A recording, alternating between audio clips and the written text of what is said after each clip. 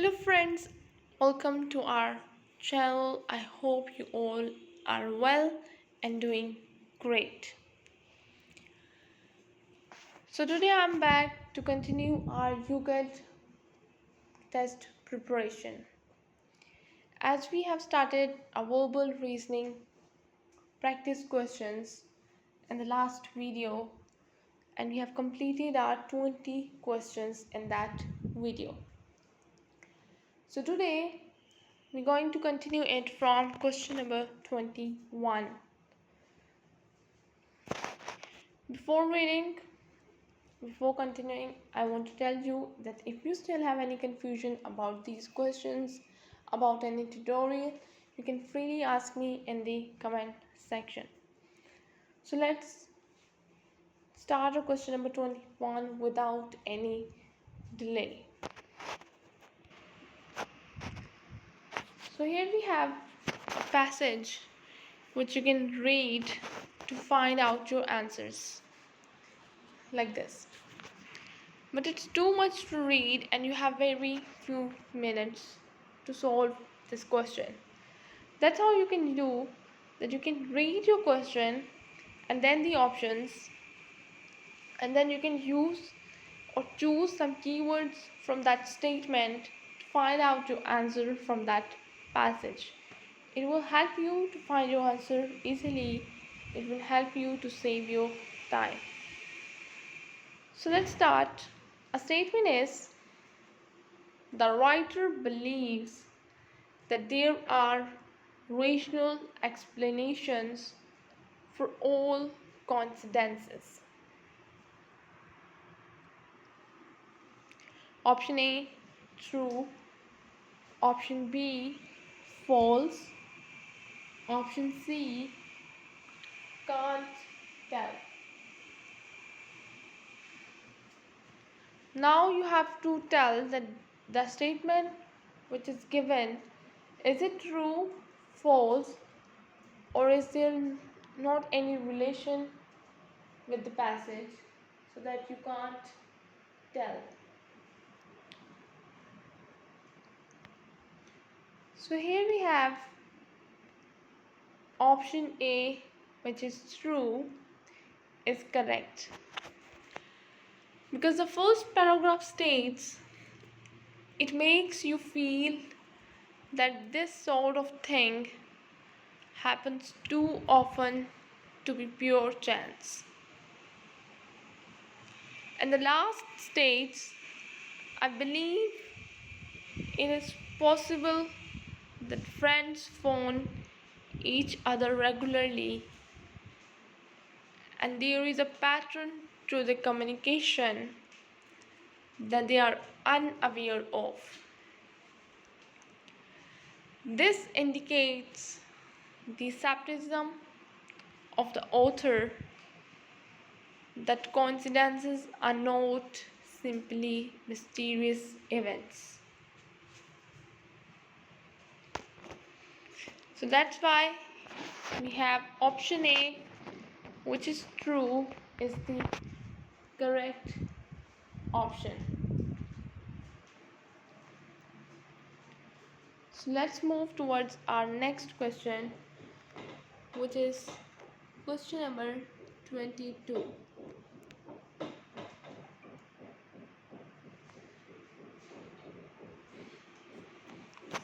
The evidence in the passage implies that coincidences are more likely to happen with relatives.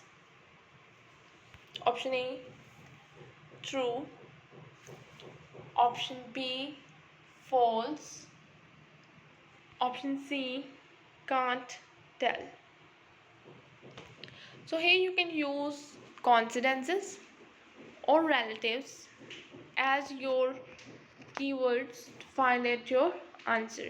So here we have a word coincidences, and you can also find out a relative word just close to the coincidences, and then you can find your answer easily. Okay, so let's see which option is correct. So here we have correct response is B, which is false.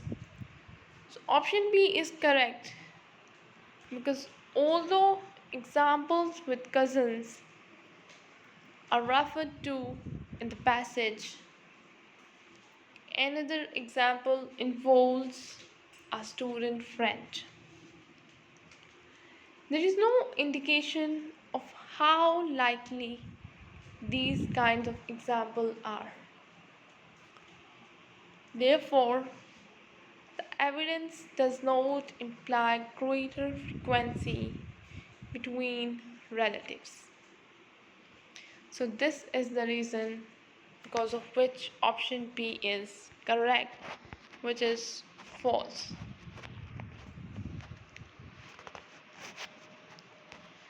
Next question is, from evidence in the passage, routine behavior in daily life may explain apparently extraordinary coincidences.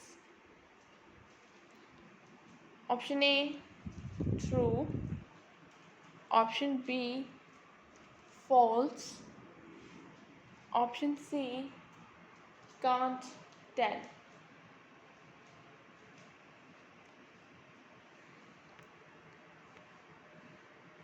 So option A is true, or you can say is correct, because the last paragraph suggests this is in relation to telephone communications. Because of this, we have option A is correct, which is true. That from the evidence in the passage, routine behavior in daily life may explain apparently extraordinary coincidences. This statement is correct, is from the passage. Next question we have, or you can say a statement. From the passage, a coincidence is an event which is determined by chance. Option A, true. Option B, false. Option C, can't tell. So here we have correct response is C, which is can't tell. So option C is correct because it is possible that a coincidence is brought about by pure chance. But the passage suggests that there may be a pattern that we choose to ignore, or there may be a spooky element that we cannot ignore. So here we have a reason that why the option C is correct, which is that we can't tell this statement. That from the passage, a coincidence is an event which is determined by chance.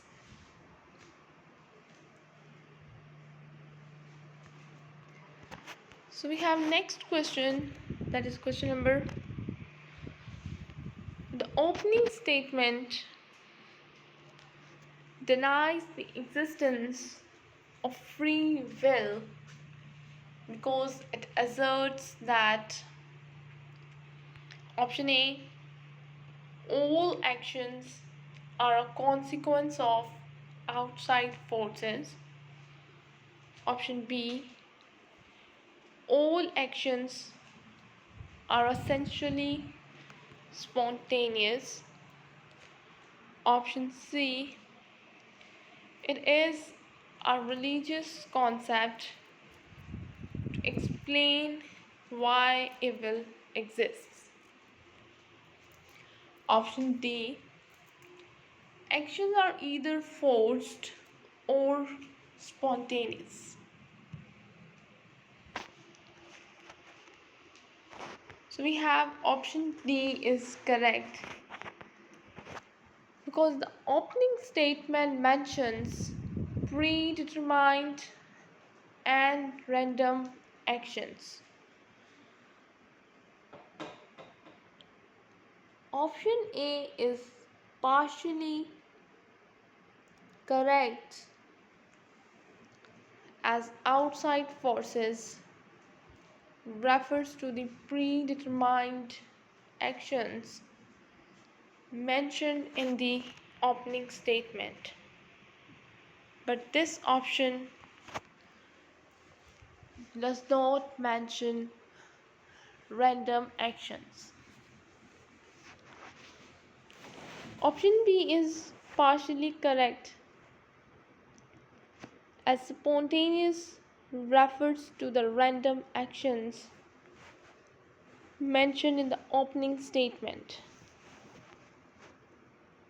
But this option does not mention predetermined actions.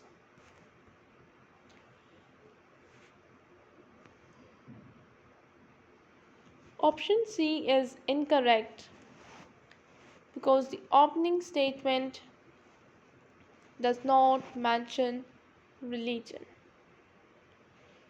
So that's why here we have option D is correct answer, which is actions are either forced or spontaneous. So we have the statement that the opening statement denies the existence of free will because it asserts that actions are either forced or spontaneous. Next we have question number 26, which is nature versus nurture. It is a debate on whether option A, people's lives are determined by the state of the natural world. Option B, people's actions are more rational if they are well fed.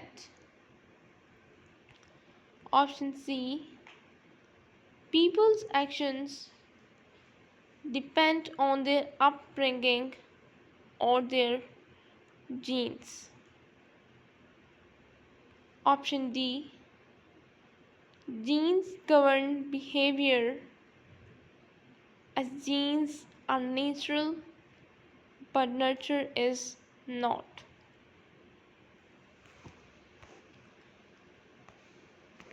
So here we have option C is correct because it fits best with the ideas in the passage of what counts as a debate over predetermination. Option A and B may well be true but are not part of the dichotomy. Option D is a statement that is not really related to the debate.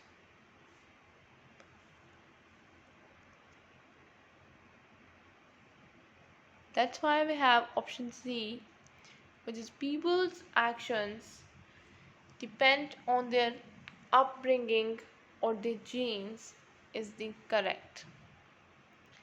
As I say, nature versus nurture is a debate on whether people's actions depend on their upbringing or their genes. Next we have question number 27, which is according to the passage, which of these shows that identical twins can be studied to show inheritance patterns. Option A, when reared apart, they show similar behavioral traits. Option B, they are genetically identical, so react in the same way to stimuli. Option C, when reared apart, they perform differently on IQ tests. Option D, when brought up together, they will share the same experiences.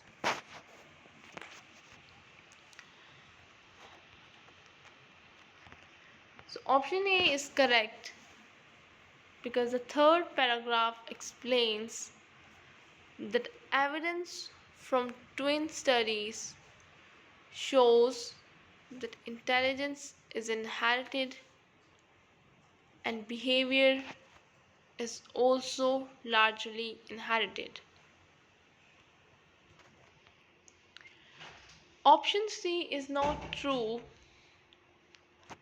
as the third paragraph states that the intelligence is inherited. Option B and D do not isolate nature from nurture, so would not help to show inheritance patterns. So because of this, we have option A is the right answer, which is when reared apart, they show similar behavioral traits.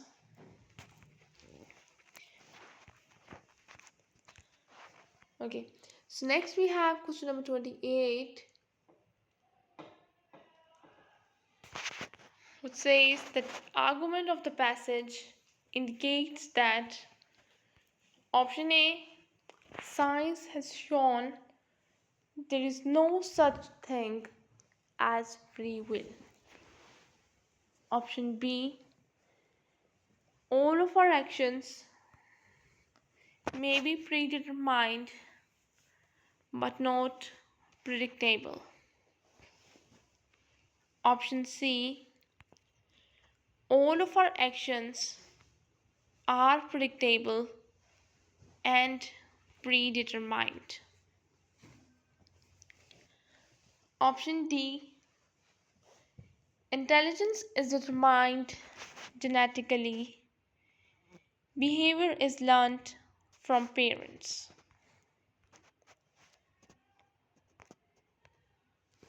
So option B is correct because the final paragraph makes the point that our genes may predetermine our actions, but the complex environment we live in makes it impossible to predict our actions. Option A is incorrect as free will may be an outcome of chaotic behavior. Option C is incorrect because the final paragraph explains that our actions may be predetermined but not predictable. Option D is incorrect as the third paragraph explains that behavior seems to display a large degree of inheritability. So because of this, we have option B as correct response, which is all of our actions may be predetermined but not predictable. So the argument of the passage indicates that all of our actions may be predetermined but not predictable. Okay, so next we have that if people who want to live in a national trust property can't afford to do so, the national trust must be treating people unreasonably. Option A, true. Option B, false. And option C, can't tell.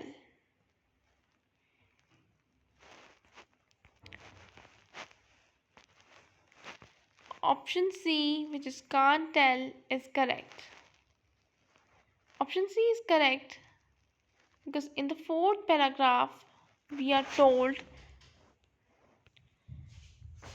that national trust income from tenants was £44 million last year, a rise of 39% since the 2008 global financial crisis.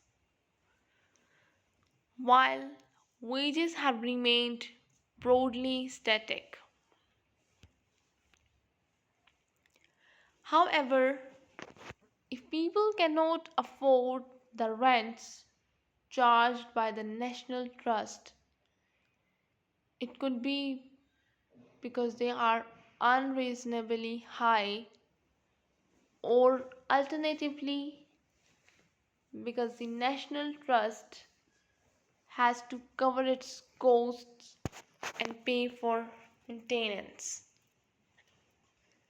improvements, and repairs. In which case there would be reasonable justification for the land level set. So that's why we have option C is the correct answer, which is can't tell. So here we have, if people who want to live in a national trust property can't afford to do so, the national trust must be treating people unreasonably. So that's why option C is correct, which is we can't tell about this statement, that is it drawn from the passage or not. Okay, now next we have question number 30. The rents the National Trust charges tenants have to be high because otherwise it would not be able to spend enough on its properties to maintain the high standards expected. Option A, true. Option B, false. Option C, can't tell. So here we have again a correct response is C, can't tell. So option C is correct because we don't know if the rents really are high by current standards. At the end of the fourth paragraph, a spokesperson is quoted as saying, "We are spending more than £25 million this year on annual maintenance and refurbishment. We have never invested more than we do now. However, we do not know whether this is sufficient to spend enough on its properties to maintain the high standards expected." So because of this reason, we have the correct option is option C, which is we can't tell about the statement which is given as the rents the National Trust charges tenants have to be high because otherwise it would not be able to spend enough on its properties to maintain in the high standards expected. So this statement is not related to the passage, that's why we can't tell about it. Okay, now next we have question number 31, which says the National Trust claims that its tenants' approval of it as a landlord demonstrates that the complainant's points are unjustified. Option A, true. Option B, false. Option C, can't tell.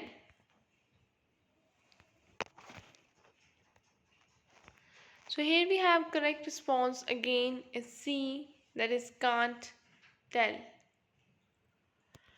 Option C is correct because apart from the issue of whether or not the National Trust had failed to undertake repairs in a reasonable time, the fourth paragraph includes the statement.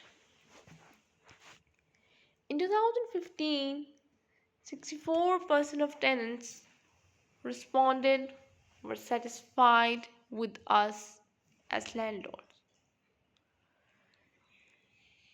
This could relate to 64% of all tenants if everyone had responded to the survey, or 6.4% if only 10% responded. For both the question of repairs and for turnout for the survey, this is clearly a can't tell situation. So because of this, the statement which is given as the National Trust claims that its tenants' approval of it as a landlord demonstrates that the complainant's points are unjustified. So option C is correct, that we can't tell.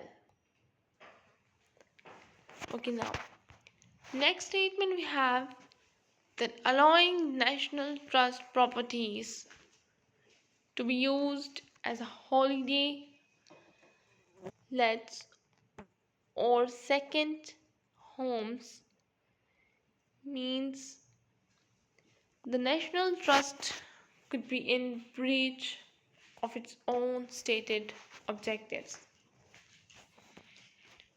Option A, true. Option B, false. Option C, can't tell.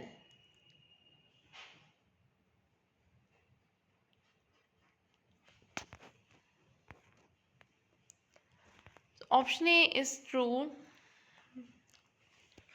This option A is correct because after discussing population decline in a Norfolk village, the third paragraph says, yet, in spite of the National Trust's commitments to help meet identified social housing needs, where we are a significant housing provider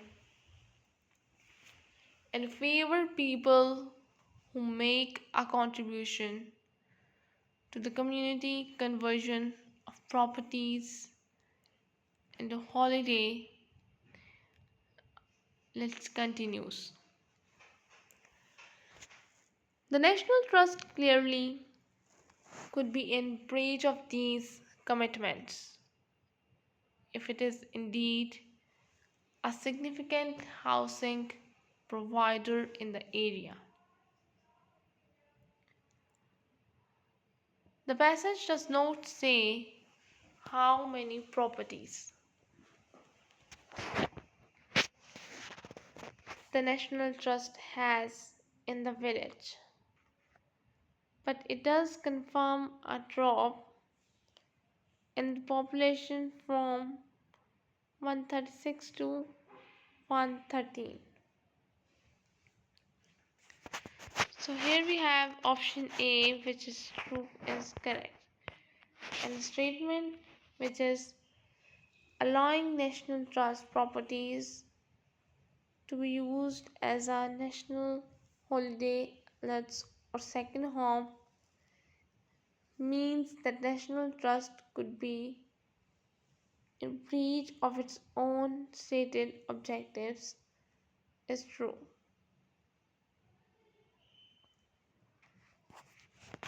Okay, so let's move towards the next question, which is question number 33. Based on the information in the passage, women who cycled during and after the First World War were regarded as immoral. Option A, true. Option B, false. Option C, can't tell.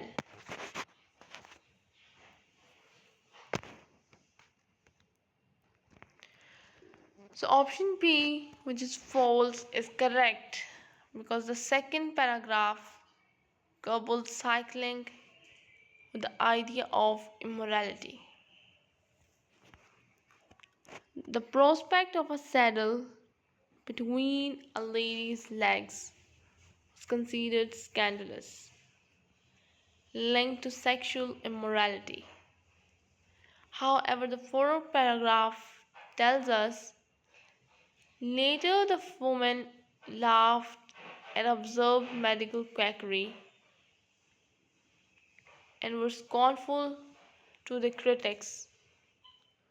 Soon they came to be recognized as sensible modern ladies. So even if they were considered immoral before,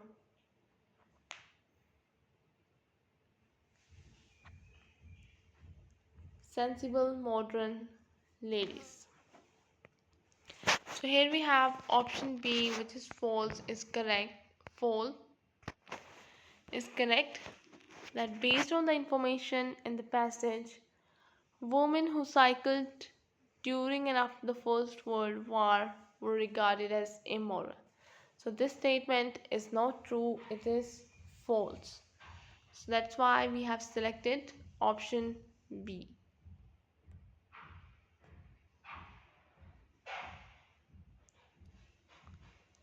Next we have the medical condition known as bicycle phase was especially serious for women. Option A, true. Option B, false.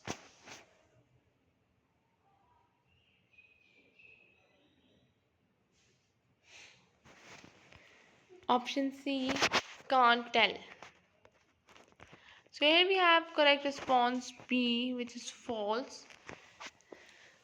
Option B is correct because the second paragraph of the passage states the doctor warned cyclists about bicycle phase, an affliction which affected men and women equally, but it was considered particularly upsetting for women. Sad faces eyes fixed before them, and an anxious, irritable expression. There was no doubt an example of medical quackery mentioned in the fourth paragraph. However, while the supposed condition was said to be particularly upsetting for women, it was no more serious for women than men. The passage says it affected men and women equally. So that's why we have our option B, which is false, is correct. That the medical condition known as bicycle phase was especially serious for women. This statement is incorrect because it is serious for both men and women equally.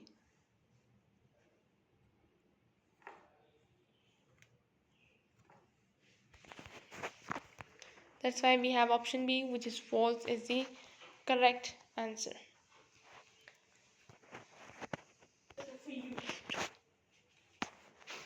In the golden age of the bicycle, dangers associated with earlier types of bicycle had been largely overcome. Option A, true. Option B, false. Option C, can't tell. So correct response is option A, true. So option A is correct because the second paragraph of the passage states that precarious penny farthing bicycles were followed in the 1880s by a safety bicycle that could be used by anyone.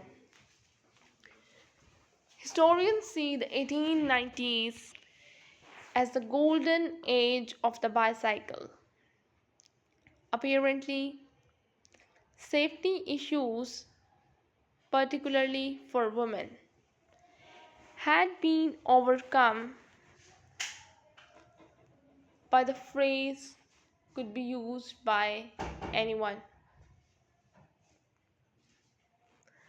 So here we have option A is correct, which is true. That in the golden age of the bicycle, dangers associated with earlier types of bicycles had been largely overcome is true.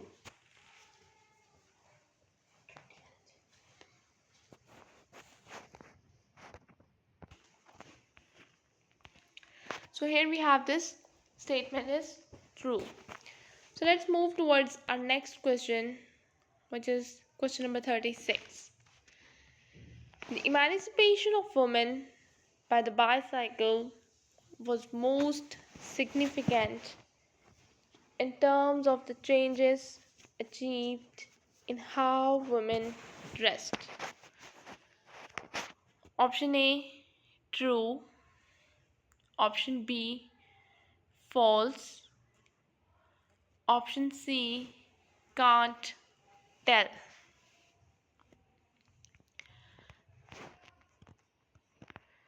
Correct response is C, that is can't tell. So option C is correct because the first paragraph of the passage states that the role of the bicycle in the emancipation of women was to give women the freedom to travel while freeing them from body crushing corsets and blowing skirts. The third paragraph goes on to state women cyclists recognized their dress had to change. Corsets, crinoline, and petticoats were to be discarded. However, as Louis J. it indicates the emancipation involved much more than clothes. A new dawn of emancipation is brought about by the cycle.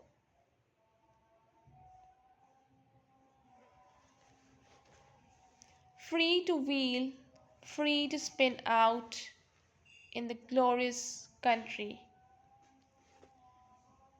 The young girl of today can feel the real independence of herself as she cycles. This suggests that clothing may not have been the most significant part of the emancipation. So the correct answer is can't tell.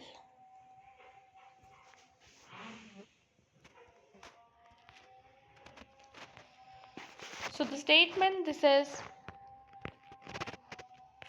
the emancipation of women by the bicycle was most significant in terms of the changes achieved in how women dressed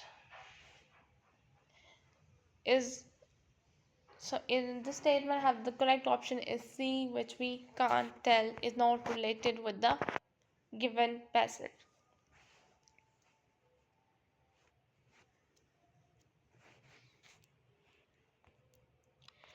Okay, so next we have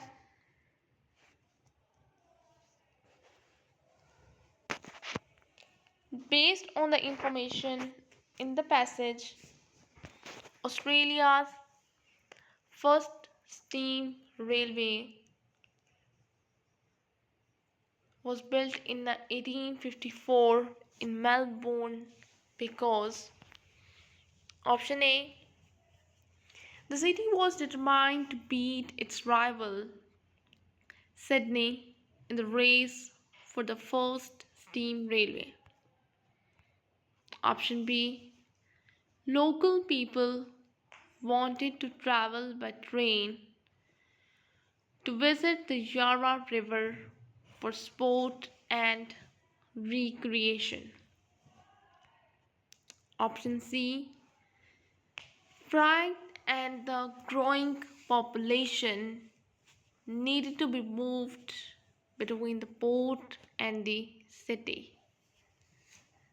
Option D, prospectors and the families needed to travel from Melbourne to the Ballarat goldfield.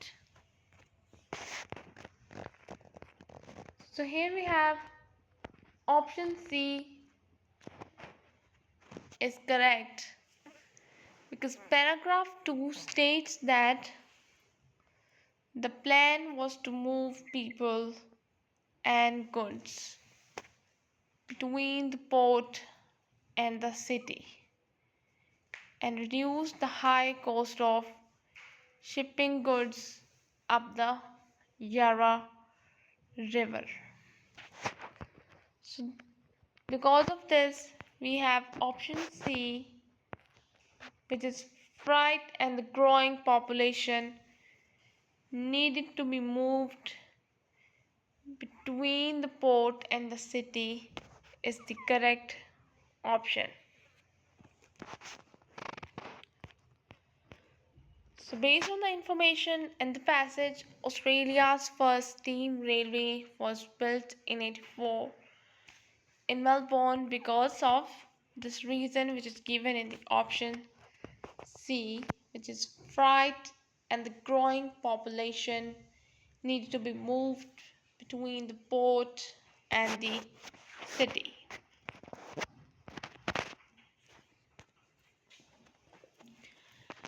So next question we have that when the decision was made to construct the first steam railway line, the principal investors were option A, the government of the colony of Victoria, option B, shipping companies anxious to benefit from Melbourne's wealth, option C, wealthy individuals who resided in the colony of Victoria, option D, Australians from other states attracted by gold discoveries.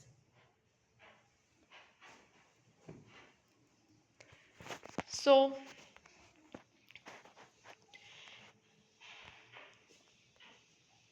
here we have option C is correct because the first paragraph informs us that Australia's first steam railway line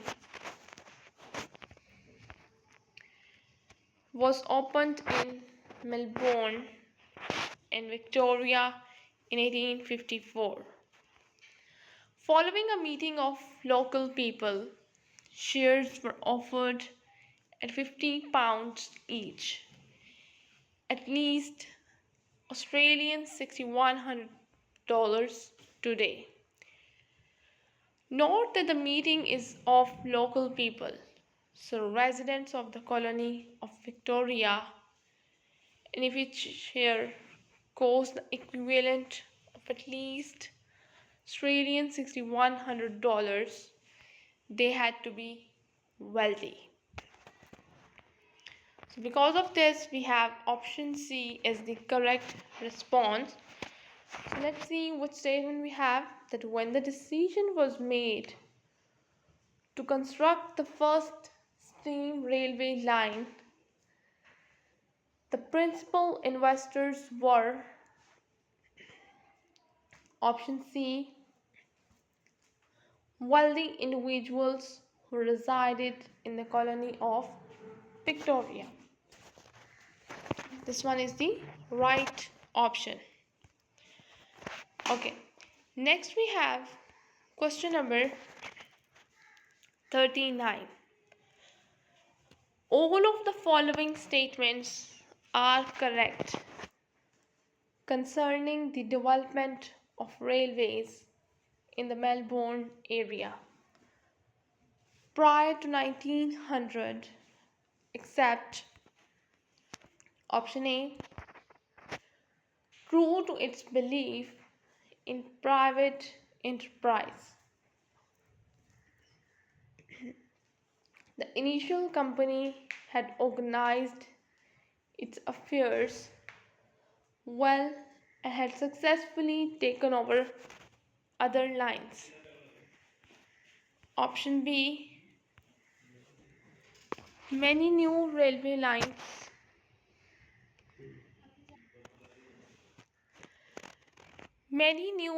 lines were established on a wave of enthusiasm but lacked the careful selection of routes and clear demand that is necessary for success.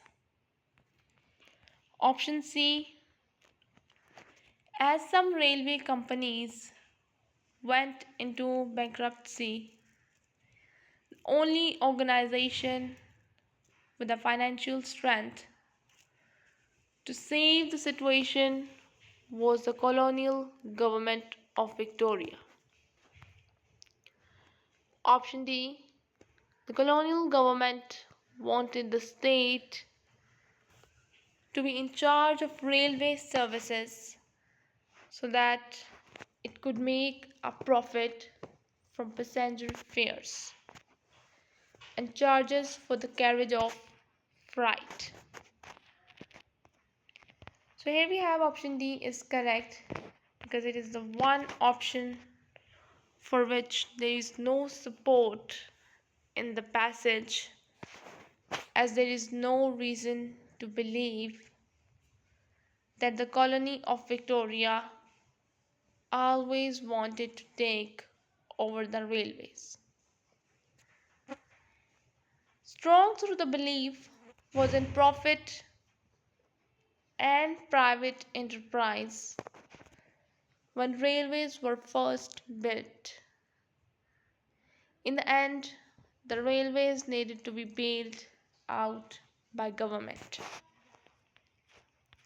So that's why we have option D, which is the colonial government wanted the state to be in charge of railway services so that it could make a profit from passenger fares and charges for the carriage of freight is true option. Next we have that according to the author, the single biggest problem that long distance travelers faced in the early 20th century was option A, the lack of coordination in timetabling. So there could be lengthy periods of inactivity for a traveler who had to wait for a subsequent train.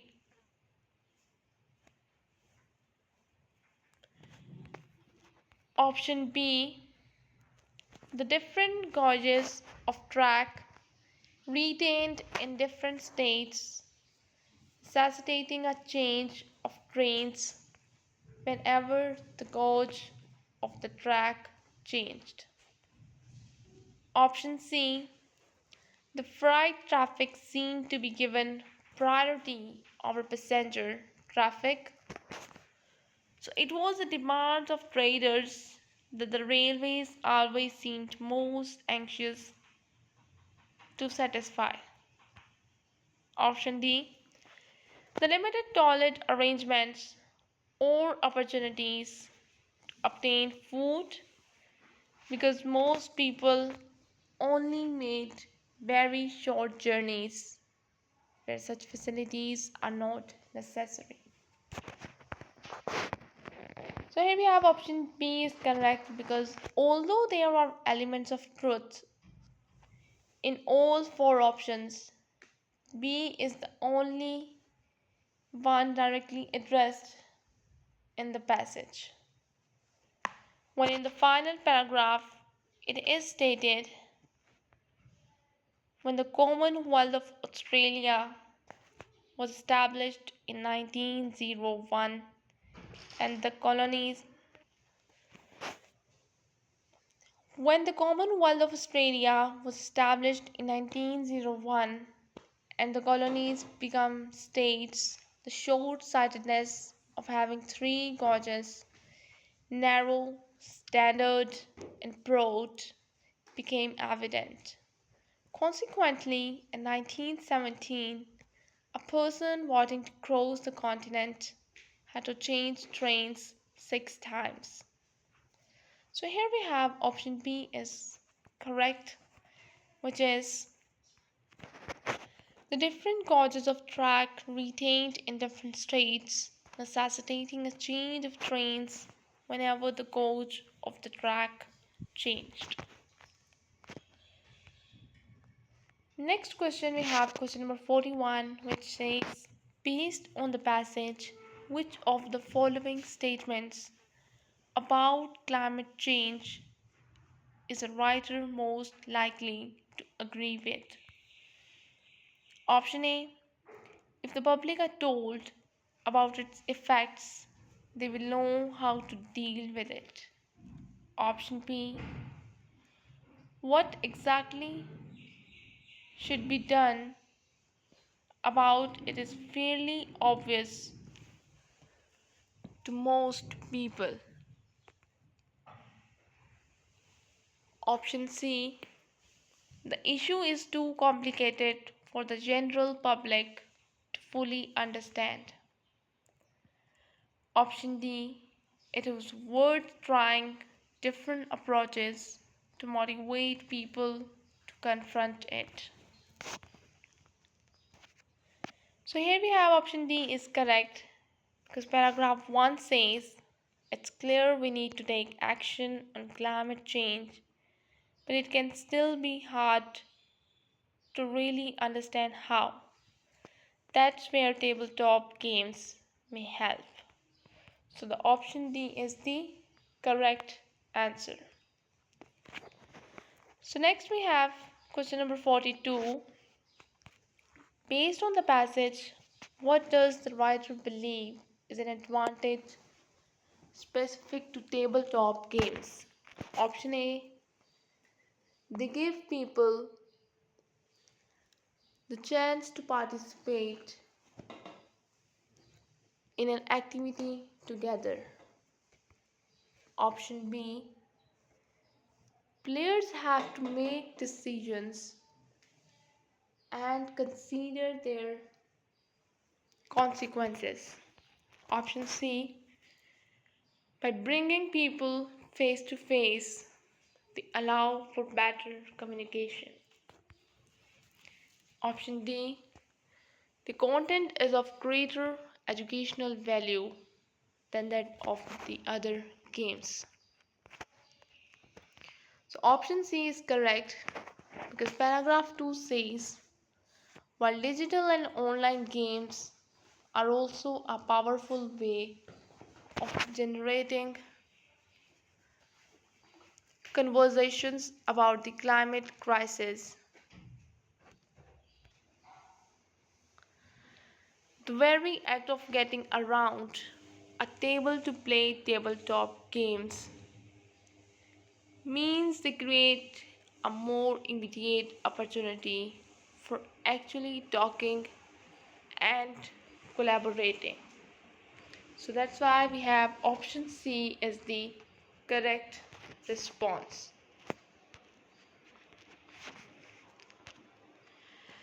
Next we have, what does the writer imply about games in the magic circle?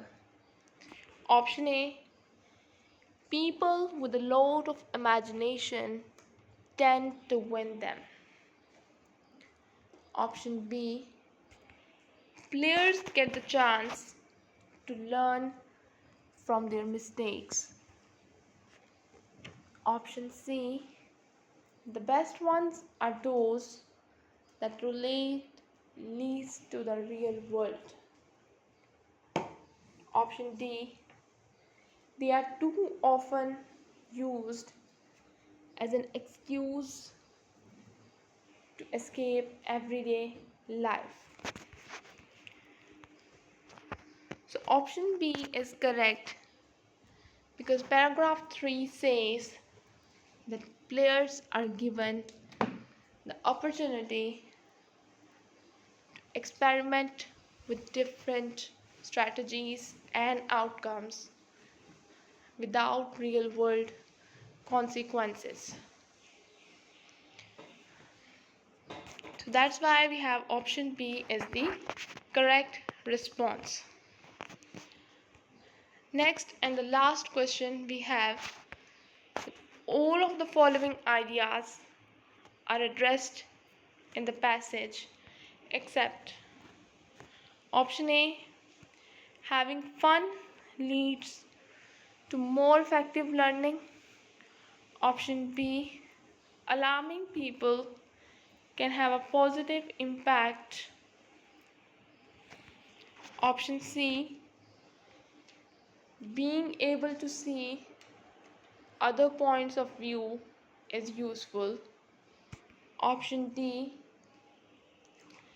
people need to realize what they are capable of.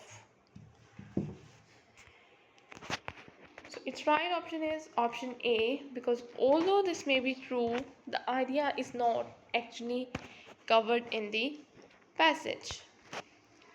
So option A, which is Having fun leads to more effective learning is the right option.